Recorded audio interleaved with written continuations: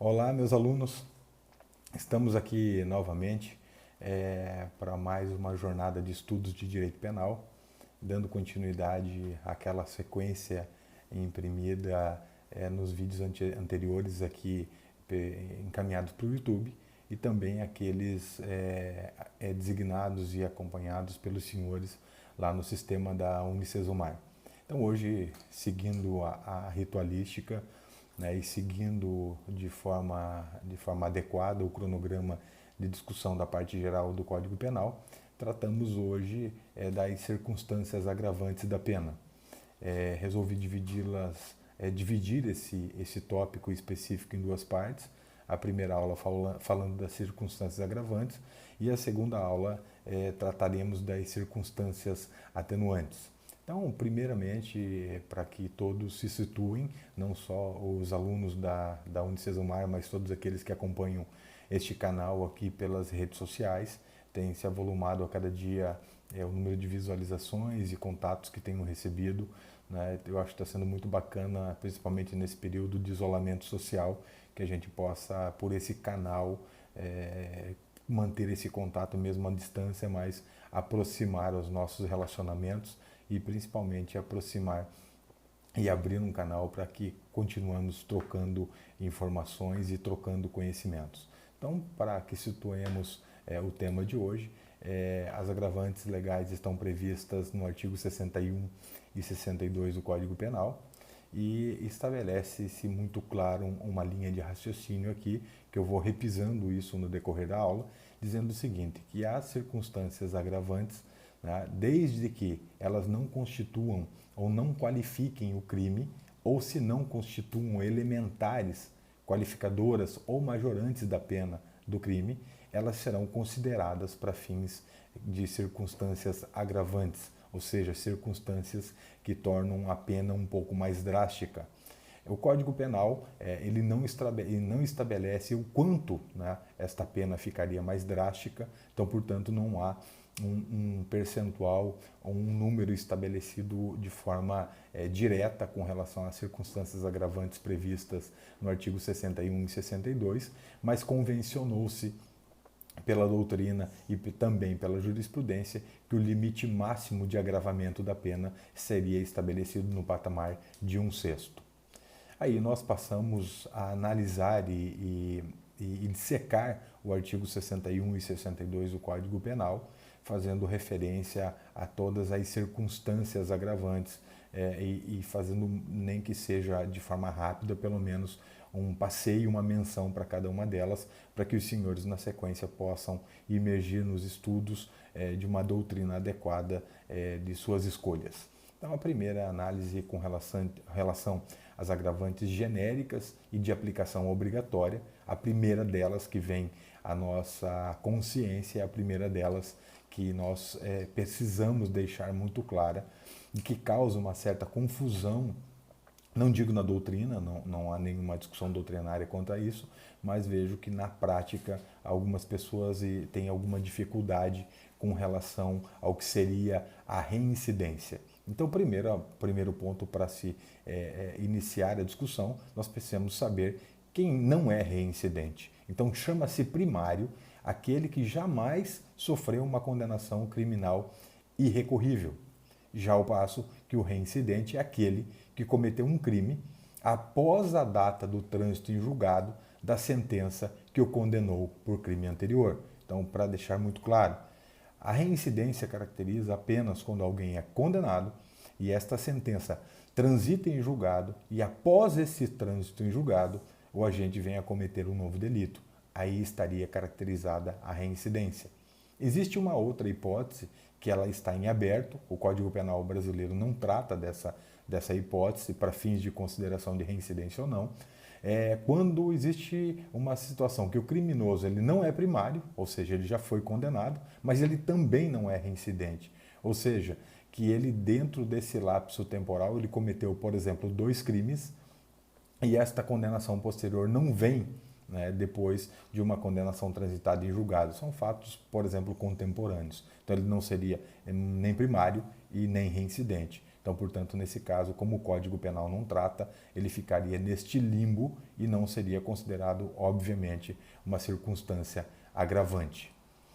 Nós temos aí uma divisão de várias espécies ou de modais de agravantes, e a primeira delas é definida como a motivação agravante, desde que, obviamente, ela não constitua ou qualifique especificamente um crime previsto lá na parte especial do Código Penal brasileiro.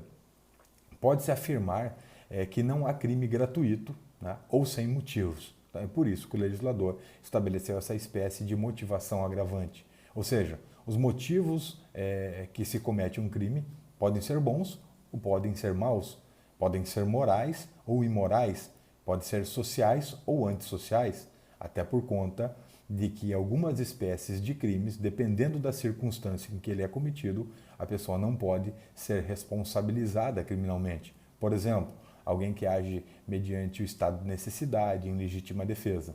Então, pensando nesta motivação, tem alguns crimes que passam daquela curva da normalidade, já que o crime, obviamente, desde que não justificado, né, desde que não estruturado dentro de uma causa justa, ele é considerado, obviamente, um injusto, né, e um ilícito, por isso que está caracterizado como um crime no Código Penal e na legislação esparsa, que também trata de matéria penal.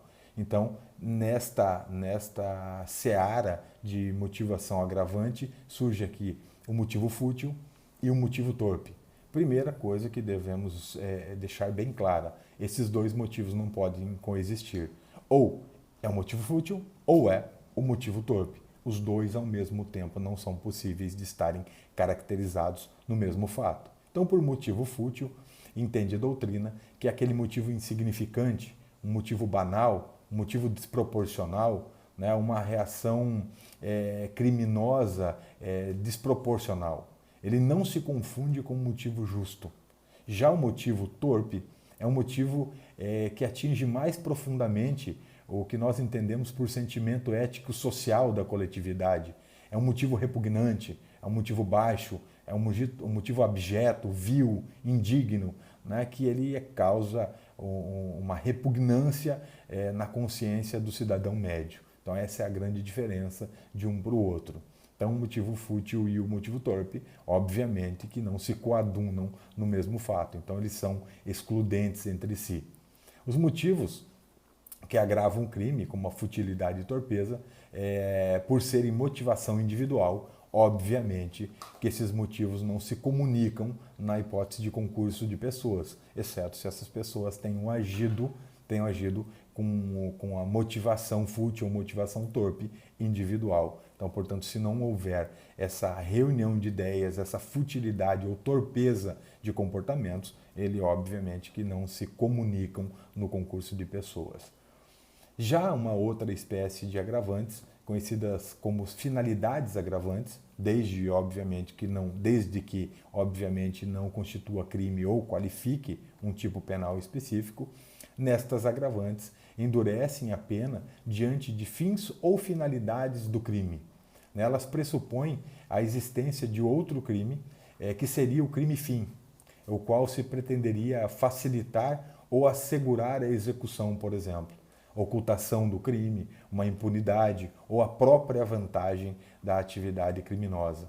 Então, estas agravantes implicam-se somente ao crime meio, jamais ao crime fim. Por exemplo, alguém que objetiva a destruição de provas para que não seja desvendado o crime ou que de alguma forma ou de outra ele consiga manter o objeto ou a vantagem pelo ilícito praticado. Já existe uma outra espécie, né, um outro conglomerado de situações agravantes, conhecida como modus agravantes pela doutrina. Obviamente, quando não constituem ou qualificam o crime, sempre essa ressalva eu faço em cada uma destas modalidades. Já estas decorrem do modo insidioso como a atividade delituosa é praticada, ou seja, quando ela dificulta ou impossibilita a defesa da vítima. Exemplos clássicos da traição, a emboscada, simulação, ou existe uma cláusula genérica prevista no Código Penal, que fala de recurso que dificulta ou impossibilita a defesa da vítima. Aqui o grande exemplo seria o fator surpresa. Dando sequência, o Código ainda trata, no artigo 61 e 62, de outras circunstâncias agravantes, mas de uma natureza daquelas que se chama meios que sempre agravam a pena, excetuado ela compor a estrutura de um tipo penal. Nestes casos, a utilização de determinados meios para a prática de certos crimes também pode qualificar, por exemplo, na hipótese dos homicídios, ou ele pode agravar, e aplicando-se aí às circunstâncias agravantes da parte geral do Código Penal, né, agravar a sanção penal de outros crimes, obviamente não sendo os crimes de homicídio. O Código Penal brasileiro utiliza uma expressão genérica para sintetizá-las como uma espécie do gênero meio insidioso, seja meio cruel, ou meio de que possa resultar perigo comum. Quais são os exemplos de perigo comum? Veneno, fogo, explosivo e a tortura, que aqui merece uma menção específica por conta da similitude e por conta da discussão que gera em torno dessa temática, principalmente da configuração após a edição da Lei 9.455 de 97 de uma nova espécie de crime de homicídio pré-doloso. Mas já chegamos lá. Então, neste caso, havendo, né, vamos desmontar aí o crime de homicídio e também a situação envolvendo a espécie também de crime específico da tortura. Então, por exemplo, na hipótese de um homicídio, a agravante da tortura desaparece. Por quê? Porque ela está incluída lá como qualificadora do tipo penal do artigo 121 na sua forma qualificada. Já se o objetivo principal do agente é cometer o crime de tortura, que está combinado especificamente na Lei 9.455 de 97, que combinou inclusive pena significativa de 8 a 16 anos de reclusão para a hipótese de tortura que resulta na morte da vítima, né? Então, neste caso, se aplicaria a legislação especial. Porém, se ao torturar alguém, né, o sujeito ativo agir com o animus necandi, ou seja, com a intenção de matar, deverá ele responder, nesta hipótese, pelo crime de homicídio, qualificado aí pela tortura, com uma pena, inclusive, bem superior à previsão da legislação especial. Já por outro lado, se o resultado morte for pré-doloso, ou seja, né, deixando muito claro isso, a tortura tiver sido dolosa e, por outro lado, o resultado morte vem a acontecer, né, mas acontece por motivação culposa, ou seja, aquele agente torturador não tinha intenção que a morte ocorresse. Então, portanto, né, se aplicaria aqui o evento qualificador, aplicaria-se aqui as penas da legislação especial conforme o crime capitulado na Lei 9.455 de 97. Também, aqui conforme a doutrina, inclusive citado pelo penalista César Roberto Bittencourt, surge na hipótese aqui uma nova modalidade do que se entende por crime préterintencional, além daquele outro previsto no 129, parágrafo 3º do Código Penal, exatamente nesta hipótese, que a tortura é dolosa, mas o resultado morte é culposo. Então é interessante uma leitura, recomendo a leitura deste tópico e da parte geral desta obra do autor citado. Ocorre também a situação do sujeito ativo durante a tortura resolver matar a vítima. Então vejam que ele age dolosamente no sentido de torturar a vítima e durante a execução deste crime surge, né, a vontade, o animus necandi, a vontade de matar aquela pessoa. Neste caso, né, responderia o autor do fato pelos dois crimes e as penas seriam aplicadas conforme a regra do concurso material. Então ele seria condenado pelo crime de tortura e também pelo crime de homicídio, que são desígnios diferentes, né? Então haveriam vontades diferentes e independentes. A primeira de torturar a vítima e posteriormente surge a vontade. Então, portanto, não é um desvio de caminho, mas uma vontade expressa de matar a vítima. Então haveria aqui que responder pelos dois delitos. Em suma, esses comentários rápidos, até porque esta aula é curta e ela deve ser obviamente complementada com a leitura do material, de um material doutrinário de apoio, né? Cada um tem a sua preferência com relação aos posicionamentos doutrinários e referentes a autores brasileiros, que são inúmeros autores de renomada competência, né? Eu tenho aqui sempre por referência uma doutrina penalista com viés garantista. Em suma, tratando sobre o tema, né, os motivos agravantes, os fins, os modos, os meios que agravam a pena dos crimes, desde que, né, sempre essa ressalva eu fiz até agora, não constituam ou não integrem também, né, a própria figura do crime, né, a figura da estrutura do crime do tipo penal, também devem ser abrangidos pelo dolo, ou seja, em toda a sua extensão. Então, podendo, contrário senso, obviamente, se eventual circunstância que caracterizaria uma circunstância agravante, podendo ser excluída pela ocorrência do erro. Então, portanto, as circunstâncias que agravam a pena também têm que ser cometidas mediante um agir doloso. Não custa também mencionar que aqui um fato que é muito interessante, que a mídia dá muita repercussão quando ocorre algum caso célebre e que há um interesse maior midiático, se fala muito da premeditação, né? É interessante que isso é repetido pela imprensa e por leigos como se fosse uma circunstância codificadora ou como se isso fosse uma circunstância que agravasse a pena. Não, então, assim, mesmo sendo muito destacado na mídia, acredito que há assim, uma falta de esclarecimento quanto a isso, que nós aqui, estudantes do direito, não podemos incidir no mesmo erro. Então, portanto, a premeditação não agrava o crime. Porém, a premeditação, se caracterizada, ela na fase do artigo 59 do Código Penal, ou seja, na fixação lá da pena base, o juiz pode sim analisar essa circunstância para fins de elevação da pena base, entendendo que a pena no direito brasileiro, no direito penal brasileiro, é aplicada em 3 fases, o conhecido sistema trifásico, que será objeto, salvo engano, na nossa próxima ou daqui a 2 aulas, começaremos a tratar especificamente sobre a aplicação da pena e principalmente daqueles requisitos previstos no artigo 59 do Código Penal, onde está intrínseca lá o que chamamos de discricionariedade vinculada. Mas aí vamos tratar sobre isso oportunamente e no seu tempo e com calma, e os senhores terão a oportunidade de ter acesso a essas aulas aqui também pelas redes sociais.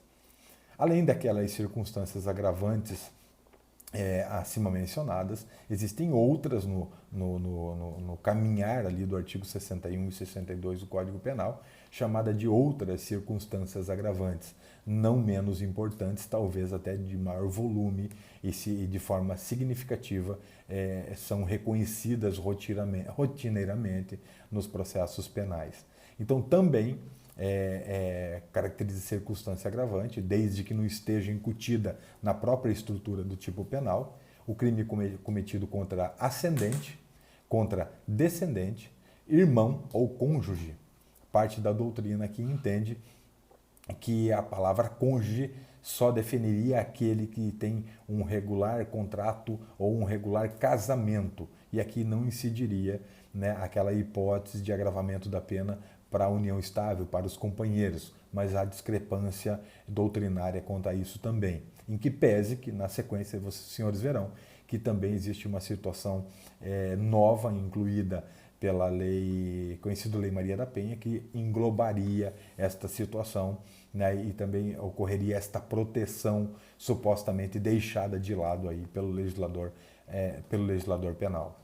Então, também, né, caracterizaria como outra circunstância agravante o abuso de autoridade, né, ou prevalecendo-se de relações domésticas, de coabitação ou de hospitalidade, ou, aqui, numa forma mais aberta, como mencionado anteriormente, ou violência contra a mulher na forma da lei específica, que, de certo modo, preenche e encerra eventual discussão no tocante a esta outra forma de agravamento da pena e não só para o cônjuge, aquele como regularmente casado com o autor do fato.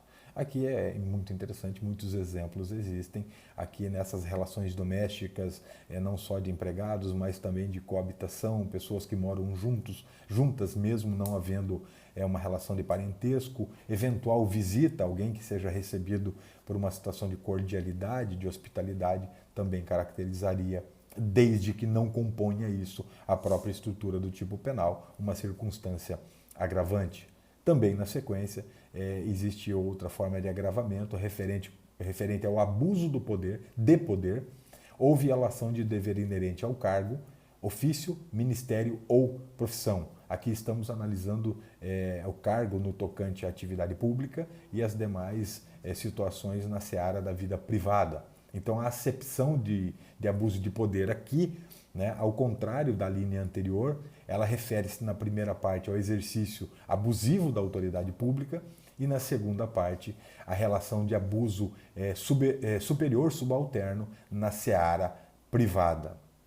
Além disso, não poderia deixar de ser, né, os crimes são agravados quando cometidos contra criança, maior de 60 anos, enfermo ou mulher grávida. Aqui faço uma menção específica, principalmente nos crimes sexuais, né, que há uma qualificação específica no artigo 226 do Código Penal. Então, portanto, a estes crimes não se aplicaria a agravante, até porque existe uma situação mais drástica que compõe até a própria estrutura da parte especial do Código Penal. Então, só para deixar evidente aqui, né, para fins de considerar criança, utilizamos a interpretação do artigo 2º do ECA, né, do Estatuto da Criança e Adolescente, fixando como idade limite 12 anos de idade para se considerar o que seria criança. E apesar de alguma discussão doutrinária, o Estatuto do Idoso entendeu que o limite de idade para considerar idoso para fins desta circunstância agravante seria de 60 anos de idade, o que há uma discussão e uma efervescência neste tema, mas a doutrina e a jurisprudência majoritária entendem que a idade seria de 60 anos, por conta até da entrada em vigor do Estatuto do Idoso. Aqui fica muito claro, né, o conhecimento, esse agir doloso e o conhecimento prévio que essa pessoa se trata, tem uma idade de 12 anos, né, que ela possui uma idade superior, que ela tem uma determinada enfermidade ou que essa mulher se encontre grávida. Né? Então, pelo menos esse conhecimento, né, ou a possibilidade deste conhecimento que vai direcionar a consideração da circunstância agravante. Como falamos anteriormente, o dolo tem que estar aí, né, também caracterizado para fins da aplicação das circunstâncias agravantes, bem como a própria estruturação do dolo na configuração da parte principal do tipo penal. Ou seja, de se amoldar o preceito primário da norma ao preceito secundário, naquelas hipóteses que exige-se o dolo, né, também exigiria-se para a caracterização das circunstâncias agravantes, o dolo também tem que ser na mesma medida aqui nesta parte do artigo 61 e 62 do Código Penal. Também existe outra modalidade de circunstâncias que agravam a pena quando o ofendido está sob a imediata proteção da autoridade. Aqui, né, quando nessa situação, por exemplo, alguém está sendo protegido ou custodiado pela autoridade pública. Então aqui mereceria, de acordo com o legislador, a maior censura, né, da conduta, caracterizada não só pela audácia do agente, como especialmente pelo desrespeito até à própria autoridade pública. Como exemplo, alguém que é retirado das mãos da polícia, da detenção de responsabilidade do Estado e é levada e é linchada, por exemplo, em público. Né? Então essa situação é muito clara, né, com relação à necessidade de um agravamento da pena, de um tratamento diferenciado às penas nestas circunstâncias. Além disso, também há menção no Código Penal em ocasiões determinadas que agravam a pena, como incêndios, naufrágios, inundação ou qualquer outra calamidade pública ou desgraça particular do ofendido. Vivemos hoje, claramente, um momento de calamidade pública com a ocorrência da pandemia do coronavírus. Então, os crimes cometidos diante dessa circunstância, obviamente, devem ser apenados de forma mais grave, né, daquele criminoso que se aproveita de uma situação como essa para a prática delitiva. falando de desgraça pessoal, né? Por exemplo, a pessoa que passa por um processo de separação ou um divórcio complicado que lhe abala emocionalmente, desde que o autor do fato tenha conhecimento disso e aproveite dessas circunstâncias, né? Dolosamente ele sabe que a pessoa está fragilizada pela perda de um familiar ou por uma situação, né, que ele passa, que ele se mostre abalado. É muito comum isso ocorrer, por exemplo, né, pessoas que passam num momento de dificuldade de uma situação, até de uma separação familiar e tudo mais, e ela acaba caindo até nesses golpes, né, estelionatos, a pessoa está desesperada e eles acabam, o autor do fato acaba aproveitando esse momento de fragilidade, de própria desgraça da vida pessoal, para que ele consiga de forma mais fácil até executar o crime. Então, obviamente que essas circunstâncias têm que ser consideradas como mais gravosas. Além disso, existe uma outra circunstância determinada pelo Código de estado de embriaguez pré-ordenada. Como que é esta embriaguez? Não é embriaguez fortuita, é aquele que ingere bebida alcoólica ou de alguma outra forma ingere alguma substância que cause a ele coragem. Então ele se embriaga propositadamente para praticar um crime. Chama-se aqui uma procura pela liberação dos freios inibitórios. Neste sentido, bebe ou usa alguma substância entorpecente ou alguma substância que lhe dê coragem. Neste sentido, sim, se comprovado essa circunstância, o crime deve ser agravado. Além disso, existem agravantes que decorrem do concurso de pessoas, elas estão previstas também nesta parte específica do Código Penal e ela deve ser punida mais severamente, aquele que exerce o papel de liderança entre os participantes, independente de ser ou não o autor intelectual. Então veja, alguém que se reúne em grupo, uma coisa é a prática de uma atividade delitiva individual, a outra é aquele grupo que se reúne com a finalidade de prática delitivas e um deles se destaca na organização desta empreitada criminosa.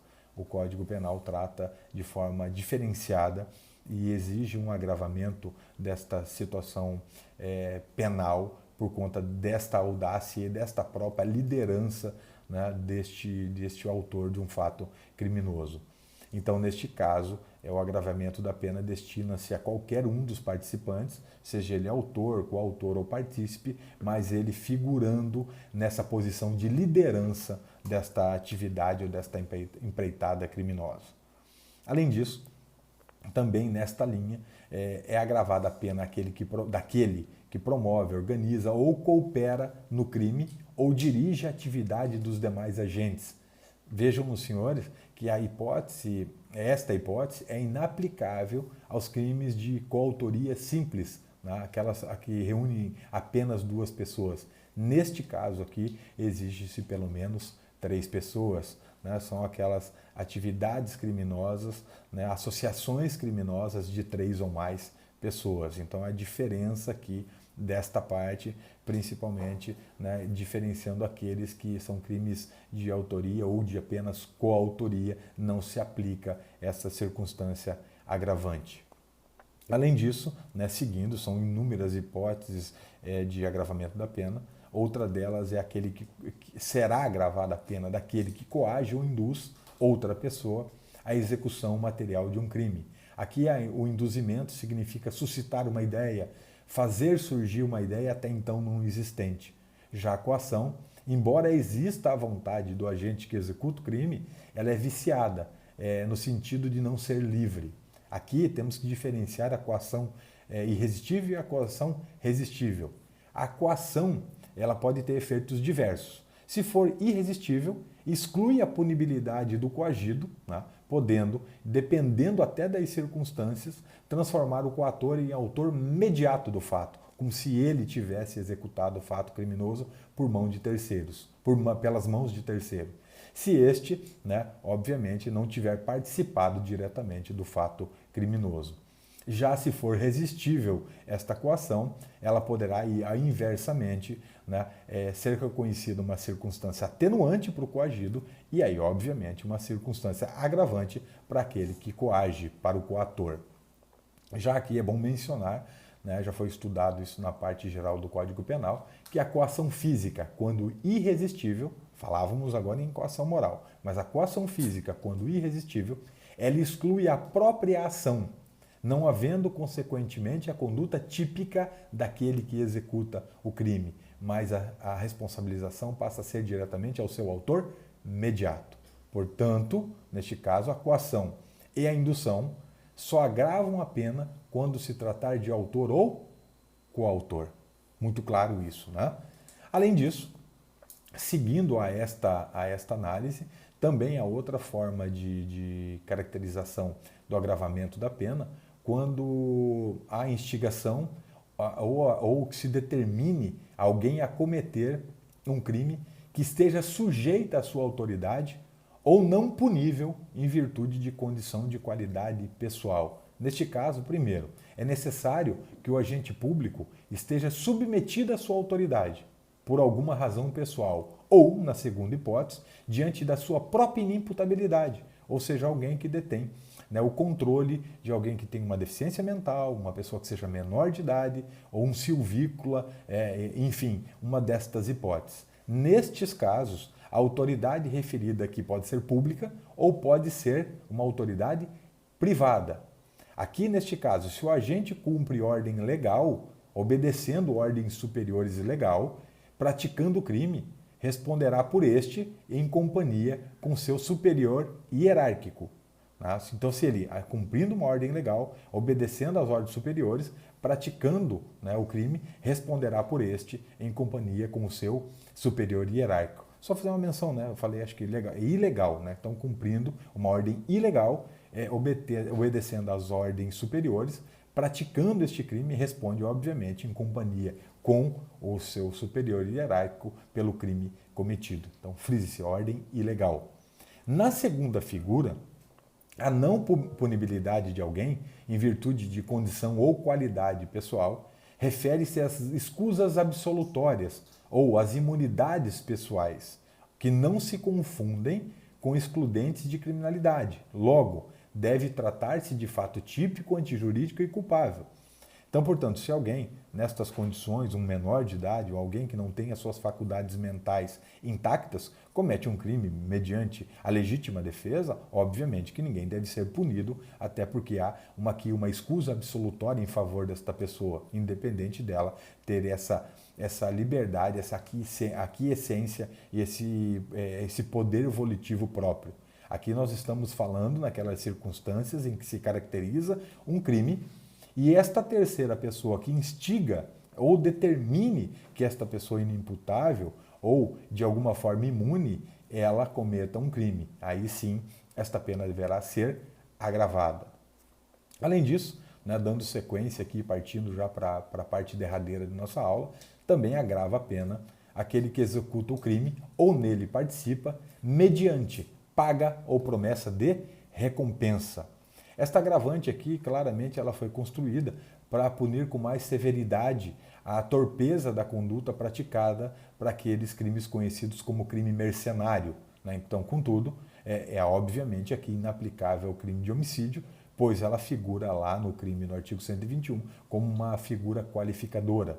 Já de acordo com a doutrina majoritária, aqui existe uma discussão no tocante a esse tema, a vantagem ou promessa para que se pratique este crime, parte significativa da doutrina diz que essa vantagem tem que ter natureza econômica, ou seja, mandatos gratuitos não qualificariam o crime e tampouco agravariam a pena deste crime. Já existe uma corrente doutrinária minoritária que diz que o atuar, o ato de pagar ou de prometer uma recompensa não necessitaria ter natureza econômica. Poderia ele ter um outro benefício de ordem pessoal ou para a terceira pessoa. Então, assim, essa é a discussão, mas a corrente majoritária entende que esta natureza ela deve ser de cunho patrimonial ou de natureza econômica. Então, espero assim que tenha sido proveitoso. Eu não consegui avançar em cada um das circunstâncias agravantes de forma pormenorizada, para que essa aula também não fique tão extensa. Mais uma breve leitura com este direcionamento que eu repassei aos senhores será suficiente para o bom entendimento da temática. Aqueles que irão assistir esse vídeo pelas redes sociais, aqui pelo YouTube, e também pelos compartilhamentos nas demais redes sociais, fica aí meu endereço de e-mail, as minhas redes sociais disponíveis para que nós possamos continuar esse diálogo e essa discussão sobre o direito penal, inclusive sobre outras temáticas. Para os meus alunos lá da Unisosimar, né, abrimos agora um outro canal no fórum do estúdio, a nossa discussão pessoal a partir desse momento. Então, um grande abraço a todos, espero ter contribuído para a discussão do direito penal e, na sequência, vamos aí fomentando a discussão. Estou extremamente aberto para ouvi-los e extremamente aberto para ouvir opiniões, inclusive opiniões contraditórias à minha. Um grande abraço a todos e até a próxima aula, que trataremos das circunstâncias atenuantes. Um grande abraço.